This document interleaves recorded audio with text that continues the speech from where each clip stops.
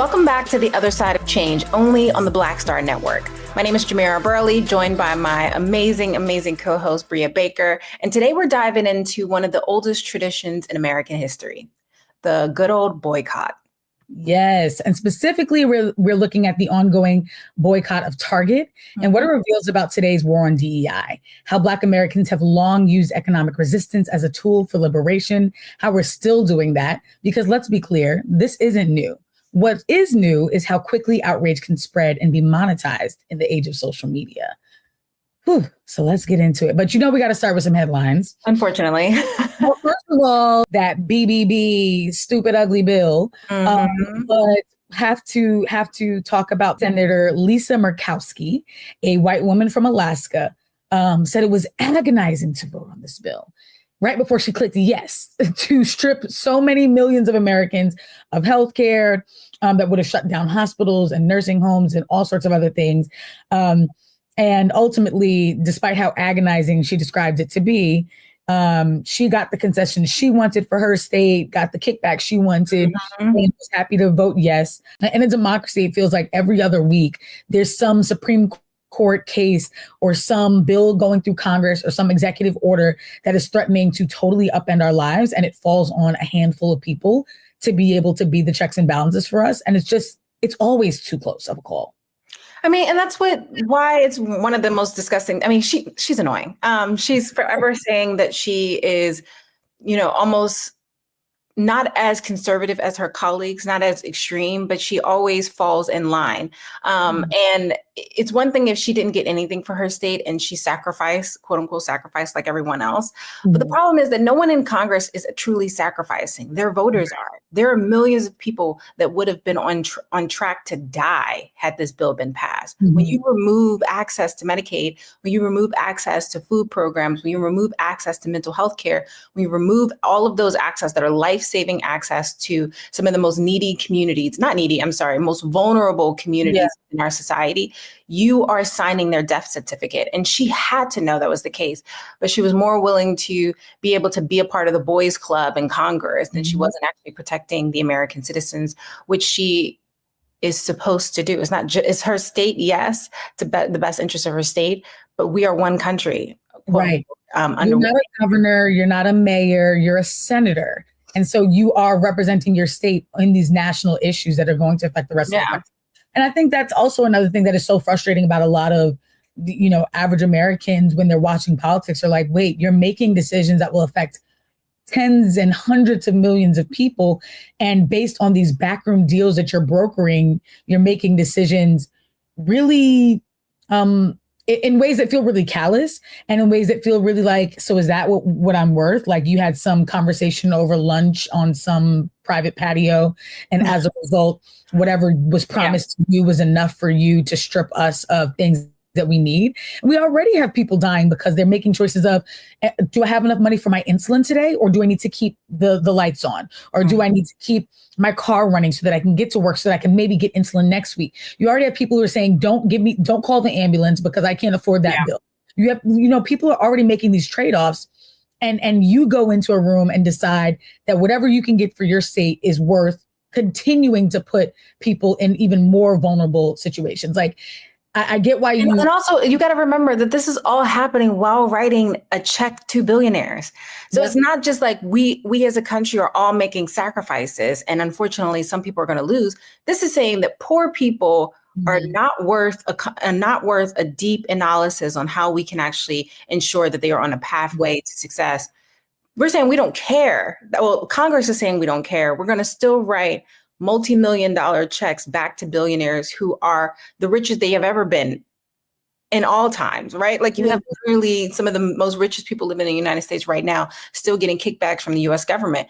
And at some point, it's like you cannot say that you're for the working class while continuing to strip that same working class of any semblance of democracy or any semblance of healthcare, especially because there were so many nuggets within that bill that would have made it illegal for states to pursue holding tech companies accountable for AI. Like, that's a black box of all black boxes. So. Preach. I mean, and speaking of billionaires, I think you also have this world where, as you said, the richest people on the planet are richer than ever. Many of them got it so rich in America. And it's like they're in this competition to see who can exploit the best, and they're taking out their egos. I know you've got a headline about one of the dumbest rich. I mean, trying to rebrand himself, right? He's trying to rebrand himself, but I'm not here for it. I'm going to let him have his little feud with Trump, but let's be very clear. So let's talk about Elon Musk threatening war against the entire GOP. The Musk and Trump feud continues. Elon Musk is now threatening the GOP that if they pass the big, beautiful bill, that he would sabotage any possibility of their reelection by clearly bankrolling their opponent. And I think what's truly interesting is that, Elon Musk was one of the biggest proponents of shrinking the national budget, ensuring that we were reducing waste, fraud, and abuse. It seems like the vast majority of cuts that DOGE, which is the department that he oversaw, even if they want to pretend like it wasn't him, he oversaw, cut mostly programs related to vulnerable communities. And so it's interesting watching Elon Musk now trying to rebrand himself while kind of separating himself from the bromance that was developed between him and Trump, considering that the department that he created, DOGE, did many of the same type of cuts. But I guess adding $2 trillion to the national deficit isn't a good business decision for the country. It sure hell isn't a good business decision for corporations who the vast majority of them operate and live in the United States. So it's quite funny watching the feud.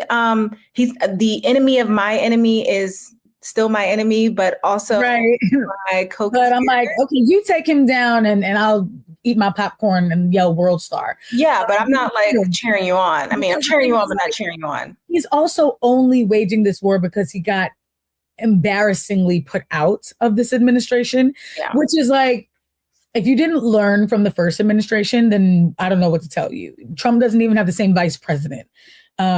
So I think if you thought you were going to be different, it's giving like the scorned ex-girlfriend who thought that like she could change the guy. Like, no, you can't change him. He's gonna do what he's gonna do, and you're going to fall victim to the same approaches that he brought to this other relationships. But if you were still in the administration, you would have been standing right behind him trying to explain why these cuts have been good. You'd have been benefiting from them because there would have been something written in there around EV that would have benefited you. But because you're on the outs, the tax cuts are not benefiting you. And so as a result, you want to reposition yourself as someone who is like for the working class, when it's like, number one, Tesla cars are like so unsafe and failing every test right now.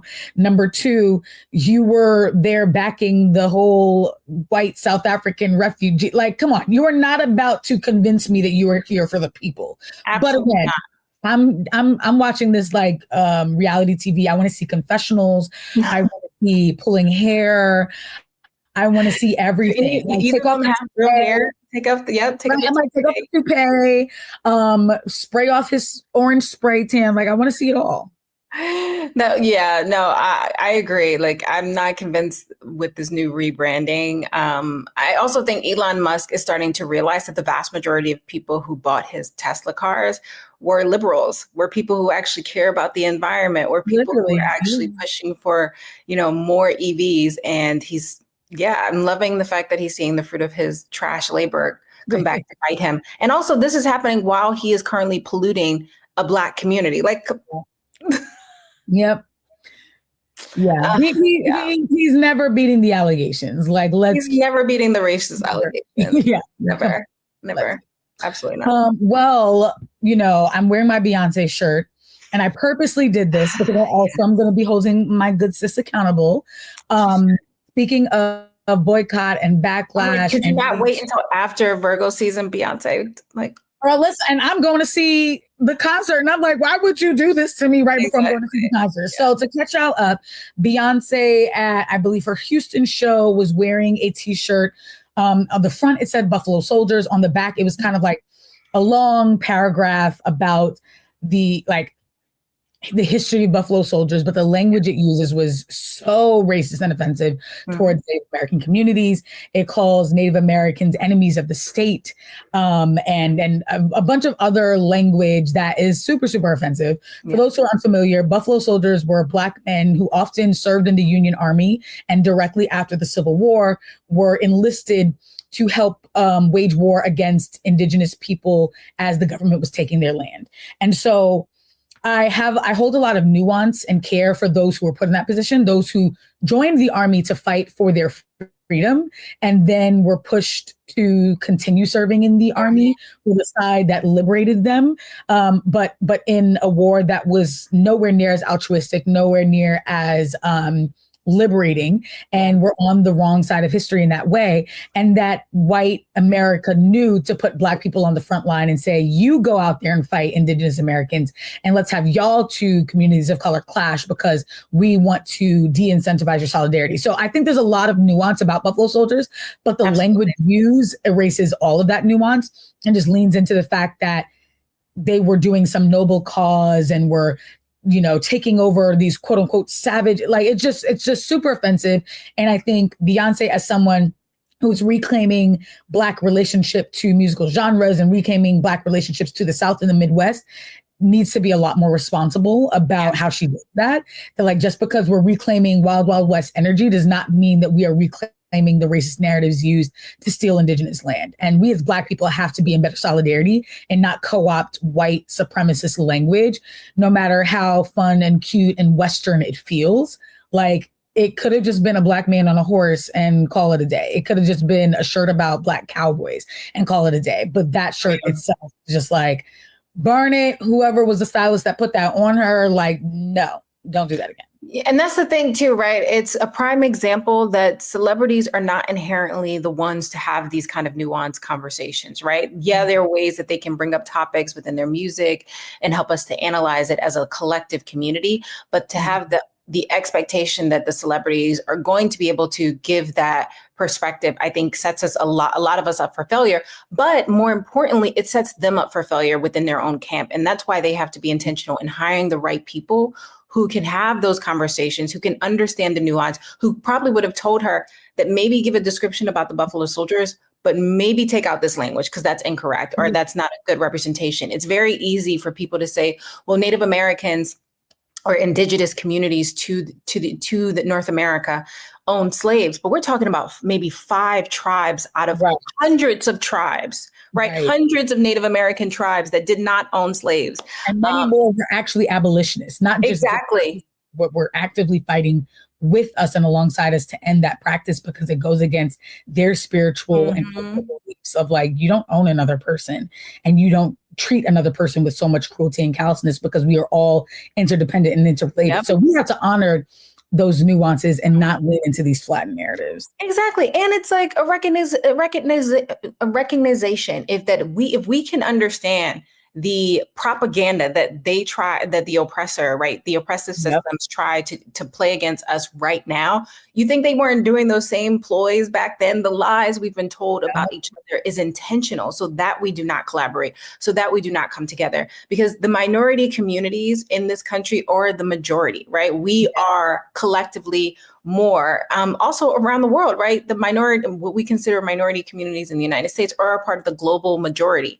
And so I think we really have to take a step back and analyze the things that we think we know about the history of ourselves, recognizing that much of that history came from the very people who slaughtered us, who raped us, who put us in internment camps, who put us on plantations. Like, all of these things are a true representation of white America. And we cannot allow them to continue to run with the narrative that, Buffalo Soldiers in all its glory were the best of the best and did not perpetrate many of white supremacy narrative, but also that some Native Americans, not all, the vast majority, more than 90%, did not participate in the slave trade. And like unpacking that now before it's too late, and they use those same tactics again. Preach, preach, preach. But I do love Beyonce, but girl, yeah, you want to hire me? Because I would be like, you enough to say you could have done better, and you are normally a lot more intentional, and so we know that you could have done better. Yeah, you can do better. You can do better, and this is not the time to do what a typical Virgo would do, which is shut up, step back. We actually need you to lean in, yes, and just correct yourself, and it doesn't have to be any more complicated than that. Yeah. My last article is Trump. Oh, Trump. Oh, Trump.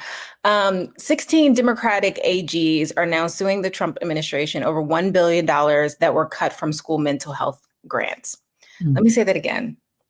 The Trump administration cut more than $1 billion in school mental health grants that were going to students. So 16 states are suing the Trump administration they sued it on Monday, accusing the Department of Education of unlawfully terminating more than $1 billion in bipartisan federal funding for school-based mental health services. Mind you, this might be the only services that students receive to grapple with a wide range of issues that impacts their learning development. So you have states like California, Colorado, Connecticut, Delaware, Illinois, Maine, Maryland, Massachusetts, Minnesota, New Mexico, New York, Nevada, Oregon, Rhode Island, Washington, and Wisconsin. Where the hell is Pennsylvania? Pennsylvania, get it together. Get it together. They're suing the Trump administration, hopefully to roll back the termination of these grants, especially because these grants were earmarked by Congress, and it is actually illegal for the federal government to withhold money that was already earmarked by Congress in their annual budget. So I'm curious to see how this all plays out, but it's a prime example that the services that the Trump administration are cutting are some of the only services that are going to some of our most vulnerable communities, while they're continuing to try to pat the pockets of their corporate cronies. Yeah, I'm so glad to see that these attorney generals and that these states are fighting back. Mm-hmm. Again, the checks and balances we desperately need. But I'm just like, man, they are just attacking our communities from all sides. And it's really frustrating to see and to know how many people are waiting with bated breath, like, okay, will I have the access that I desperately need, or will that all go away tomorrow? It's just, I hate it here. Long 6 months. Like, God damn, we are not even close to the end of his administration. The midterms cannot come soon enough, though. And I really, really hope that we can bring in even more folks who can, rise up against this. Absolutely. With that being said, we're going to take a quick break. You're watching On the Other Side of Change, only on the Black Star Network.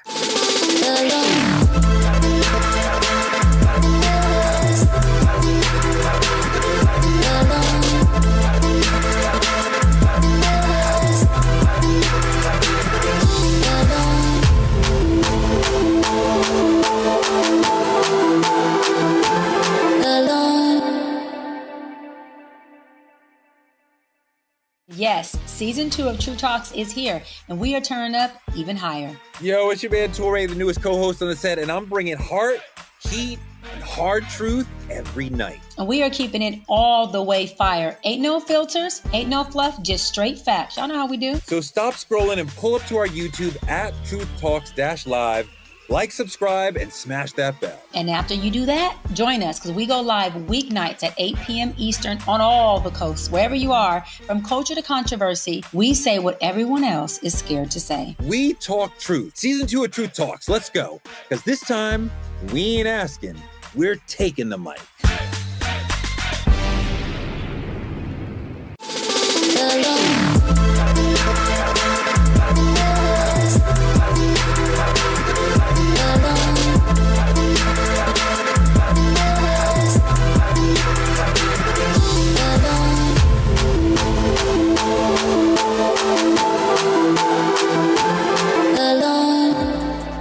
Welcome back to The Other Side of Change. We are digging into boycotts, and particularly Target, who's catching it from all angles. Progressives and conservatives are boycotting the company for different reasons.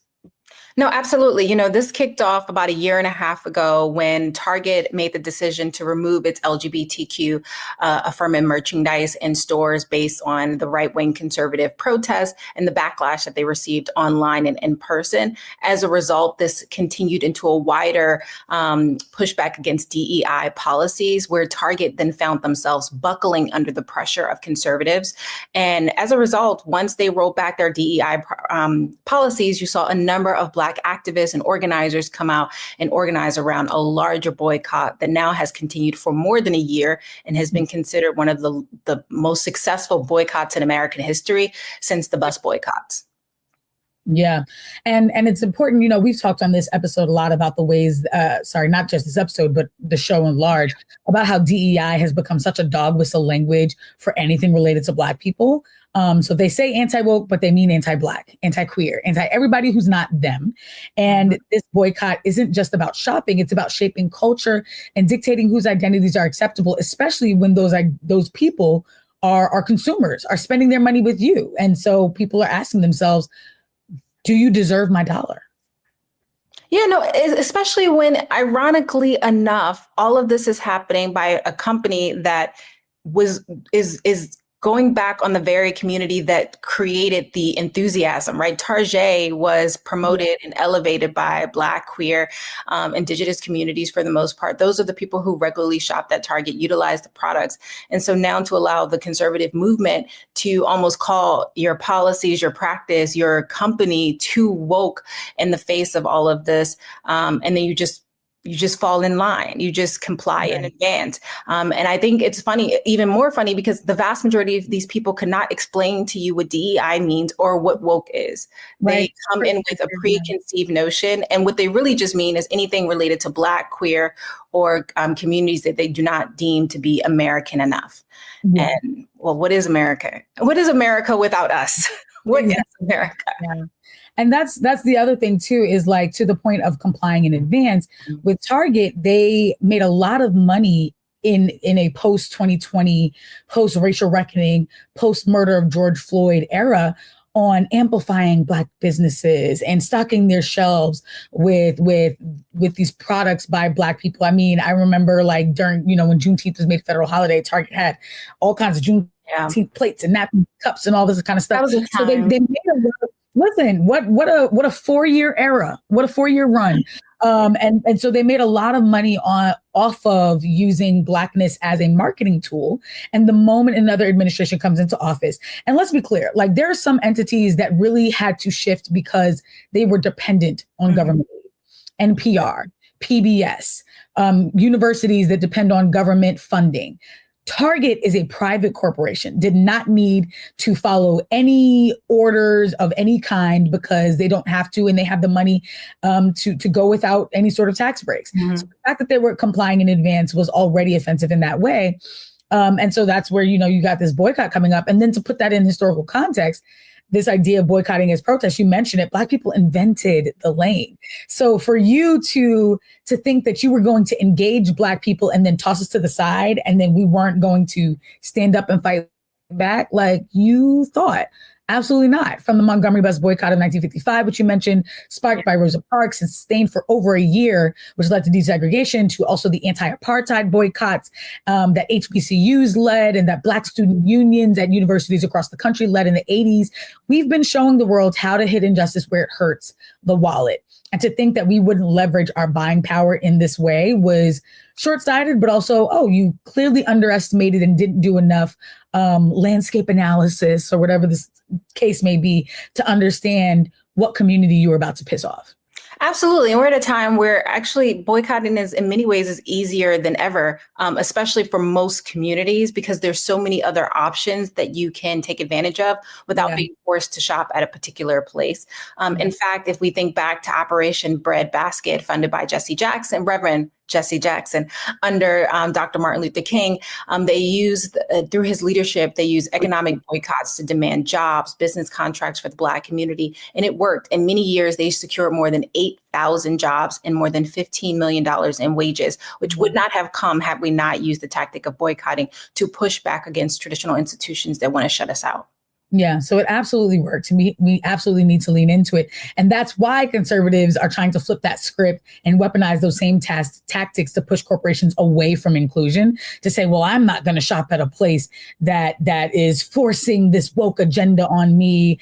Those same folks who will call protests un-American when Black Lives Matter leading the way, are happy to lead coordinated attacks on companies like Disney and Bud Light and Target when they don't like inclusion. So now you have these companies who are under the pressure from both sides and have to ask, where will I find myself caving? Ultimately, whose pressure means more to me?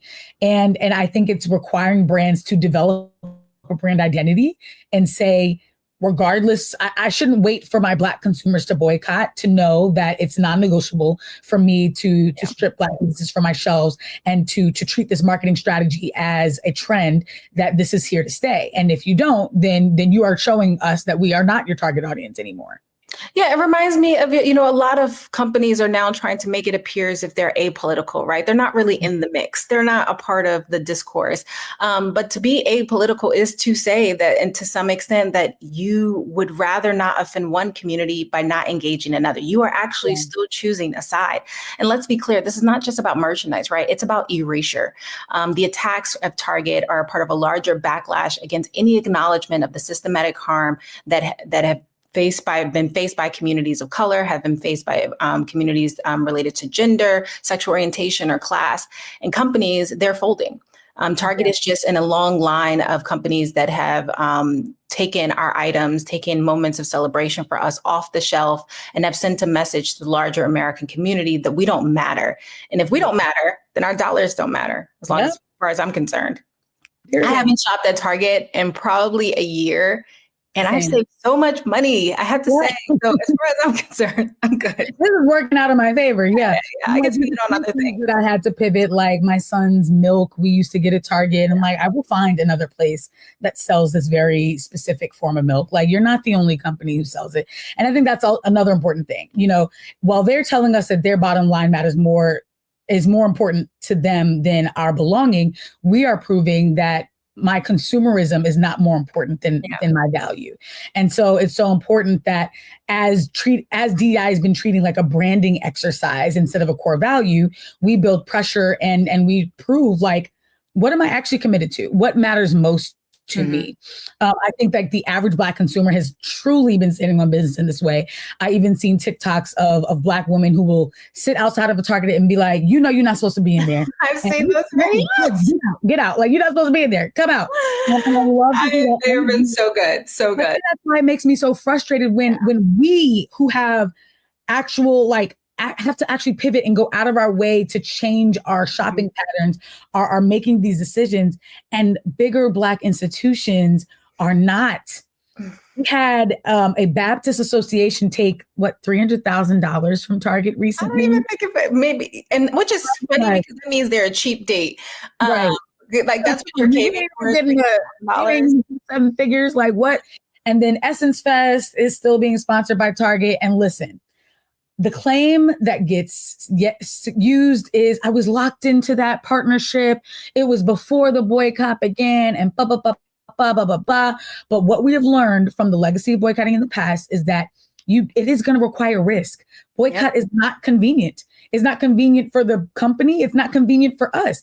You think in the Montgomery bus boycott, that was easy for them? People were walking to and from work in Montgomery, Alabama heat. They had to carpool with people they were not driving with before for months and months and months. Okay. Like, it was not a convenient thing.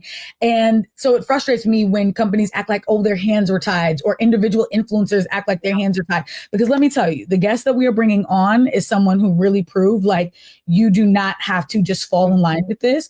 He was putting out a book. And if you know anything about putting out a book, it just goes on to random retailers and you don't have a lot of control, or so you think. And he made it his business to say, I don't want this book stocked by Target. And so I just feel like it's people with way more resources and money and access who are acting as if there was nothing they could do. And then you see organizers and authors and creatives proving that there's always a choice. And you just decided that you were going to feign helplessness instead of do it. So I just can't wait to bring him up and talk more about it. But I know that, that the boycott is working in spite of, and there's a business case for the fact that boycott works. No, absolutely. This is not just boycott. I mean, diversity, equity, and inclusion, being more conscious, being more conservative to environmental impacts, being more community-oriented companies actually impact your bottom line. It's actually a good business decision. It's not just a cutesy thing. And let's just talk the numbers. According to McKinsey, companies with greater diversity outperforms their peers by 36% in profitability. And yet nearly 1 in 4 Fortune 500 companies have cut or eliminated their DEI department in the last 18 months, which tells me that despite the implications of what this will have to their bottom line, many companies are still walking back the commitments that they made. And these were commitments that some of these companies made long before George Floyd. So did you really care, or was it about the optics of it all? Did you actually want to make real change in your company? And we're talking about household brands. We're talking about brands that some of us have devices in our pockets right now. And we need to be more vigilant on the companies we support when they don't support us. Preach. Yeah. Because who suffers most when it happens? Us, Black workers, LGBTQ staff, disabled folks, women of color, people who are already underrepresented, underprotected, and taken advantage of. And so that's why we can't let these moments go unchecked. Again, like you said earlier, it's not about merchandise, it's about erasure. So we gotta do what we gotta do to prove that if we don't matter to you, then we'll show you don't matter to us. So anyway, let's take a quick break. And when we come back, we're going to be talking to the brilliant Fred Joseph, who can speak deeply to how community is the antidote to these moments and how boycott really does work. Absolutely. On the other side of change.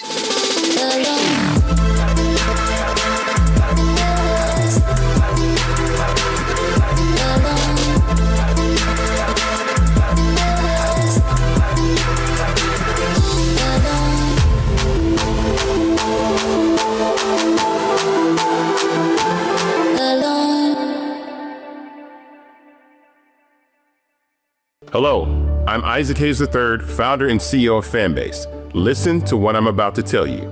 The window to invest in Fanbase is closing. We've raised over $10.6 million of our $17 million goal. That means there's room for less than 6,370 people to invest in Fanbase for the average amount. The minimum to invest in Fanbase right now is $399. That makes you an owner in Fanbase today. Go to startengine.com/fanbase to invest. Why?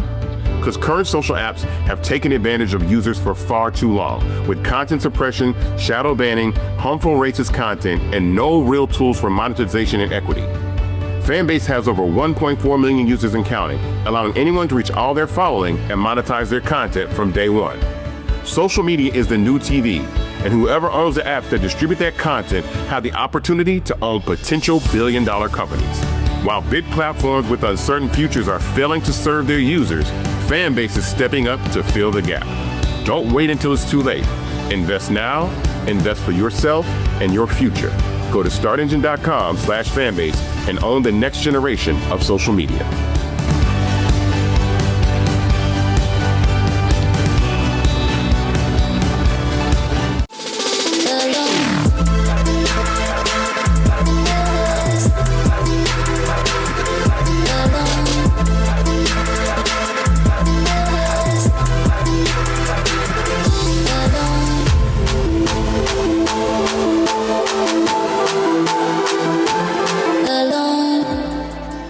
Welcome back to The Other Side of Change, only on the Black Star Network.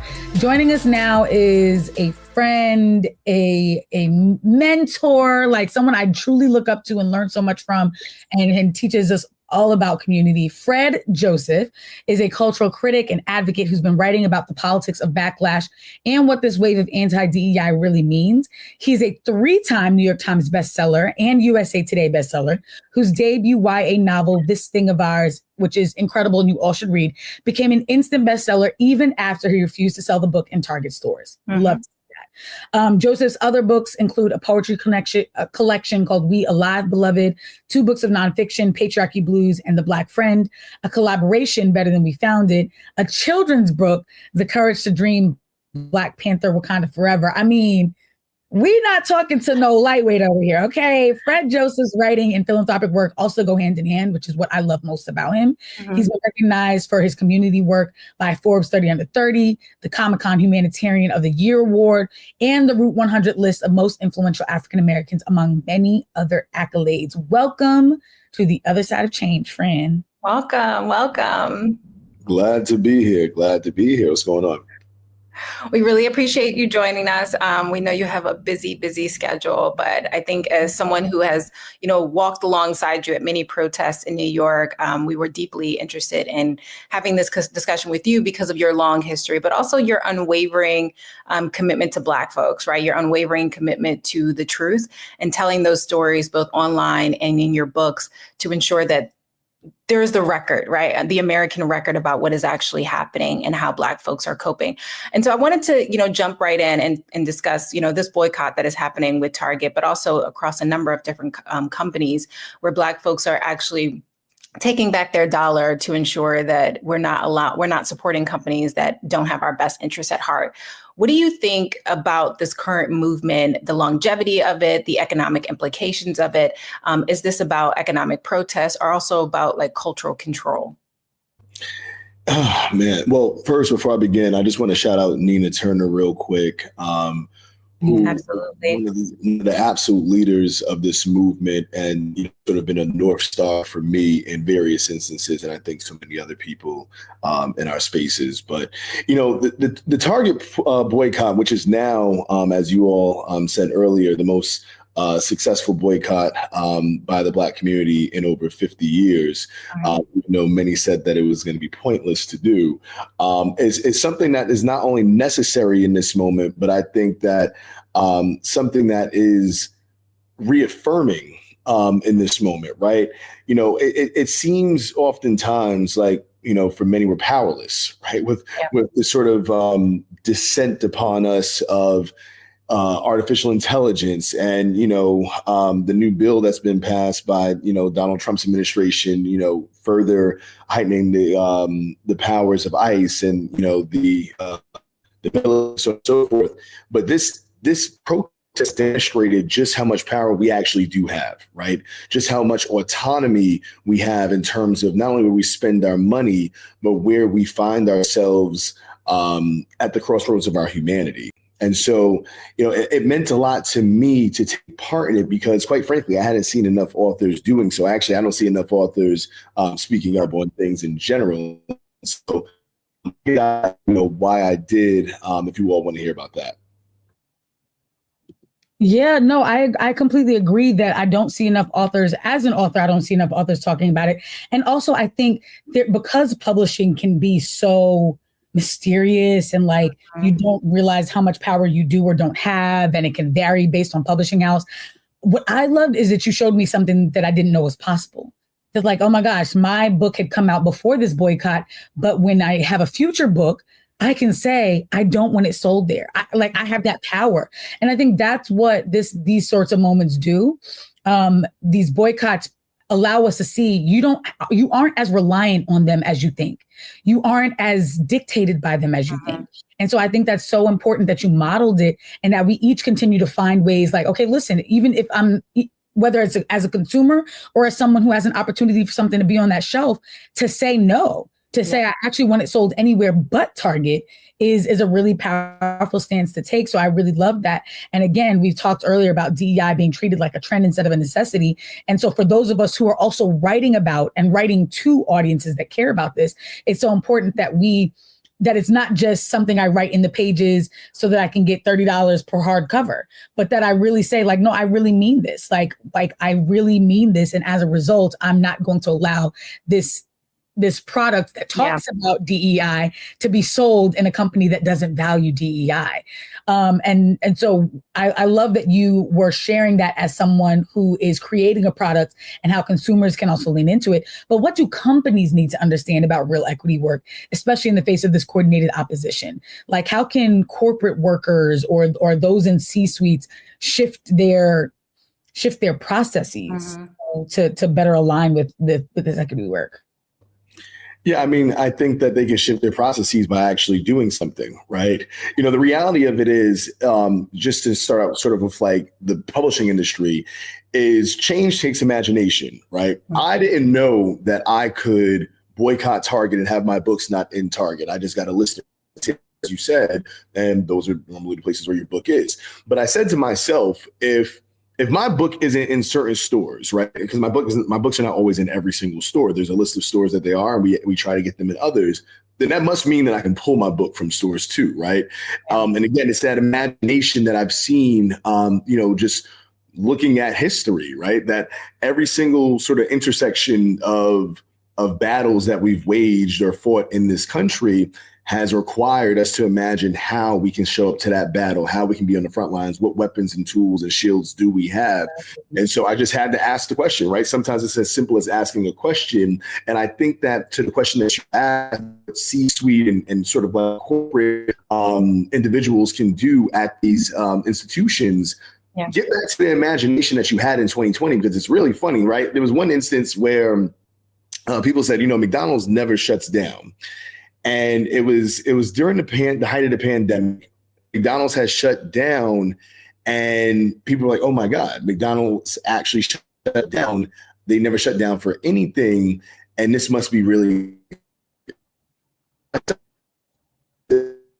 make a decision at any point, right? If something actually matters. And so, that imagination, that ability to demonstrate sort of like the ability of these institutions to do things they've never done. We've seen it before. We saw it again during the pandemic. We saw how creative everyone was during the pandemic in terms of making money. We saw how creative everyone was during the height of the sort of 2020 quote unquote awakening, if you would, after the murders of Ahmaud Arbery and Breonna Taylor and George Floyd, in trying to tap into Black and brown communities. So what I ask for people to do is continue having that sort of same wherewithal in this moment, right? Especially because, to my understanding, as the sort of broad big tent left, as they call it, said, Donald Trump's election was going to be an existential crisis and the end of democracy. And it certainly doesn't feel that way, right? Not from the way that people are showing up and the way that DC is showing up.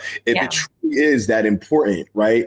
If it truly does matter that much, wouldn't you show up in the same ways that you did in the last awakening or reckoning that we had, right? Wouldn't it mean something to actually tap into the marginalized communities that are bearing the full brunt of this fascist nation? But we're not seeing that. We're seeing a collective of entities and a collective of individuals who are not only bending the knee, but actually handing Donald Trump the sword oftentimes. No, absolutely. I mean, I'm happy you brought that up, like imagination. We've talked about it a few times on this show. Is it feels like people forgot what it means to dream and think outside the box. Like, we've been told so often what we can and cannot do, that so many people can't even imagine that there could be a different play of events. Yeah. And we're seeing that even with our politicians, as you alluded to, right? Like, if Donald Trump is truly the Antichrist that everyone has been alluding to, and that he's going to bring about the downfall of American democracy, why are we still operating under the same rules and guidelines that we've always operated? They are burning the rule book while we are still expecting them to consider our needs and concerns, which reminds me of why Boycott is so important, right? It is a moment for all of us to make sacrifices for the better good of everyone. You made sacrifices you didn't know that your book was still going to be on the New York Best Time Seller, but it was enough for you to stand on your principle, stand on your legacy, stand on like your values that enabled for you to say that regardless of the outcome of how successful my book is, I don't want it sold in a place that doesn't appreciate me and appreciate the people that look like me. So with that being said, like, what is the role of consumers? How can we show up differently to continue the resistance? I know a lot of people feel fatigued. I don't feel fatigued. I drive past Target all the time and I never am tempted to go in. So what are the ways in which consumers can show up better, especially when people like you are making the sacrifices that you're doing? Yeah, I mean, we constantly talk about this being a capitalist nation, right? It's on a capitalist nation, the most important thing is the almighty dollar, right? Thing that most people pray to at their altars in their personal life and in their career life. And so it's important, intentional about where your dollars are going, right? Why would you take your hard-earned money in this nation and give it to an entity that does not care about you, right? I tell people all the time. And then the reality of it is, you know, for me, quite frankly, historically, Target accounts for about 40% of my sales because they are a massive retailer, right? And so the idea, right, and I've seen some sort of said by other people who have books and whatnot, that it's impossible to make bestseller lists if you're not in Target, which is just absolutely not true, which I just demonstrated. Right. But at the end of the day, it took intentionality, about where do you take those dollars, right? Take them to indie bookstores, take them to Barnes and Noble, who still is working with, robust DEI practices. Take them to, all these other entities that have books supporting us. And that's the thing that I'm asking people to do outside of books, right? It's not just about, or even my own products or even my own work. Where is your money going? Where is your time going? Right? Because bandwidth is limited, right? Bandwidth is limited as it pertains to all sorts of resources, time, finances, et cetera, et cetera. And so you have to be thoughtful about how you extend said resources, extend said bandwidth, because if you sort of just float through this thing, without a care, these entities and institutions are going to take advantage of that, right? Target is hoping that you don't care. I mean, even with, you mentioned all Essence Fest earlier, that's one of the I was actually supposed to be at Essence Fest. It's one of the reasons I dropped out of Essence Fest, because I can't claim something publicly and then decide, oh yeah, well, I'm going to still be at Essence Fest with a giant Target logo behind me. You know what I mean? And so, even though that's going to harm me once again, because Essence Fest is this massive festival of potential readers, at the end of the day, I have to stand on something, especially because I write for young people, and I have to demonstrate the things that I claim to stand for. Absolutely. Absolutely. It's not just about the words you say, but the actions you do behind closed doors when no one's watching. Yeah. Yeah. I mean, and you just hit so many points. You literally just answered my next question, because cultural leaders like in Essence have to actually lead. I think we're in a moment where everyone wants to be an influencer, but forgetting that title means you have to be someone who influences. You don't follow a trend and say, well, I'm gonna just do what it is that, like, you have to be willing to say something before it is popular, not wait for the cover of there's a lot of people who believe this already. You have to stand, and there is a lot of people who believe in this boycott already. So I think people would have loved to see an Essence Fest say, you know what, we just pulled out of this partnership with Target, and that is going to cost us, but we know that our community has our backs, and watch the community show up for you, right? So I won't even, go there, because I think you already spoke to that of just like what we need in this moment. But I will just ask you, how can our listeners support your work and this larger push to let their actions match those projected values? Yeah, I mean, I appreciate the question. I think at the end of the day, like I said, kind of frankly, Target does historically account for almost half my sales. Yeah. So, find a bookstore to support and get my latest novel. It's been starred, reviewed. It's become a bestseller. It's already been nominated for a few awards. So, particular places that I love, Uncle Bobby's in Philly, Baldwin & Co. in New Orleans, Mahogany Books in DC, Lit Bar in the Bronx. There's so many other avenues to support, not only the people who you enjoy as writers and in other capacities, but to make sure that you're also supporting your community, right? the way that finances work, it's cyclical, right? You put money into the Black community, that money comes back within the Black community, right? Like I know that going to Uncle Bobby's in Philadelphia and buying a book inherently supports Germantown, right? I know that it supports Philly. I know these things. And so when I'm going to a Target, historically, I don't know that Target supports anything in that community. There's plenty of Targets in Philadelphia, and not a singular Target is doing the things in the community that Uncle Bobby's is doing, right? So it's not just about the product. It's not just about tearing down, or dismantling the institutions like Target. It's also about building up our cultural institutions like the Uncle Bobby's, right? Like, again, it goes back to bandwidth and resources. At the end of the day, you're allocating something to build something as opposed to allocating something that goes into a black hole of white capitalism. Yeah. It's the redistribution of wealth in the right way, right? Yes. Taking from those who continue to take from our communities and reinvest it into the spaces and places that make our communities whole. We appreciate you so much, Fred, for coming on today. We definitely have to have you back. It's been an honor as always. You continue to drop the gems. Let's find you online. If ever you see my stuff on Instagram, if I'm not being overly suppressed like everybody else. Exactly right.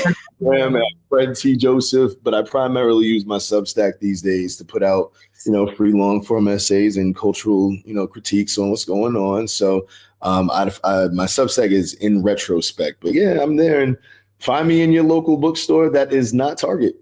Yes. This Thing of Ours is the name of his YA novel, This Thing of Ours. It is so good.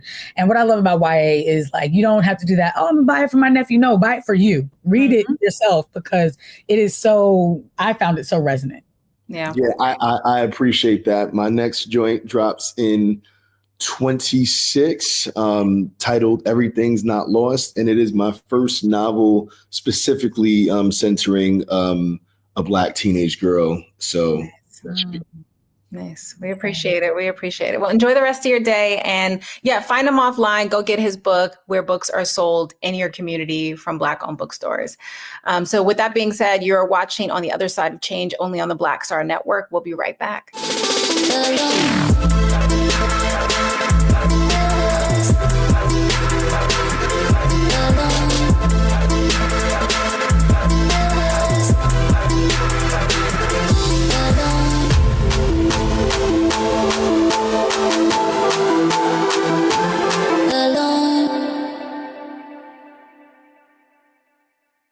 What's up, y'all? Look, Fanbase is more than a platform. It's a movement to empower creators, offering a unique opportunity for everyday people to invest in Black-owned tech, infrastructure, and help shape the future of social media.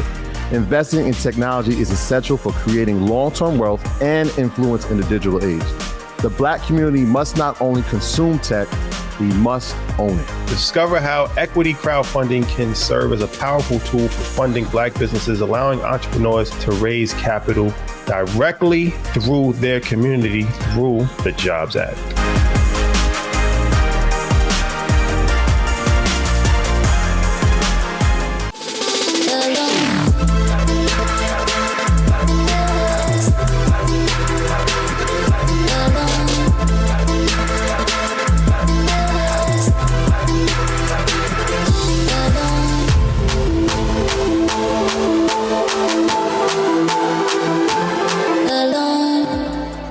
Welcome back to The Other Side of Change, only on the Black Star Network. If there's nothing else you took from this episode, let it be known that protest is power, but only if we build together and not just tear it down. There's work to be done. Yeah, so much work to be done. And Black Americans taught this country how to protest with purpose. Now, as that same tactic is trying to be weaponized against us and to push us backward, we just have to double down on truth, justice, and unapologetic resistance. Absolutely. Support businesses that stands with our communities, demand DEI to be more than just a slide and a presentation, and never let fear dictate how you show up for yourself and for your communities. Yeah. We belong. We belong. I love that affirmation. You've been watching The Other Side of Change, only on the Black Star Network. Until next time, keep pushing.